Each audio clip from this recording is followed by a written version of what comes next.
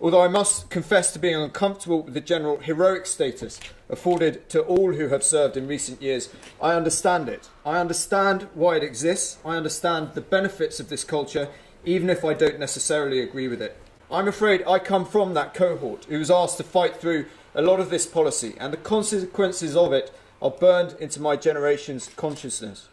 They are actually prepared to go and sacrifice everything for the cause. They are an example to all of us who consider ourselves true patriots, especially those who wrestle with what it means to be British in 2018, following an inevitable Brexit that is clearly redefining this country today. This serious debate needs to be had by serious people making serious contributions to a serious matter. The way it has been infantilized is self-defeating. To scream against a changing tide anyway is pointless. Defence is changing, the threat is changing. We must change, we must never go too far. It is plain and simple. Let's not pretend any other outcome from this government would be credible at this moment in our history than to put more money into defence. But my criticism is targeted. It is not an area weapon. I can still go to any city in this country, look any 18-year-old in the eye and tell them that joining the military is still the best single thing you can do as a young person in Britain today.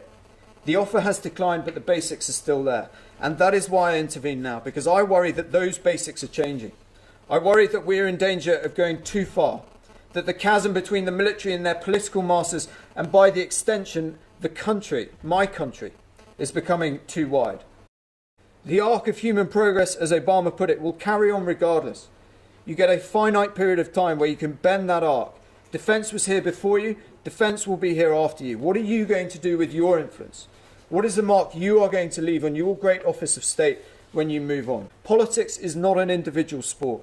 No one ever achieved anything worthwhile in life on their own. I do not accept we cannot solve this challenge of funding and forming a modern UK defence. Generations before us have managed to. I look forward to us matching them. This nation and defending it will outlast us all. We have a duty to get it right, and I hope my comments today are taken in the spirit in which they are intended.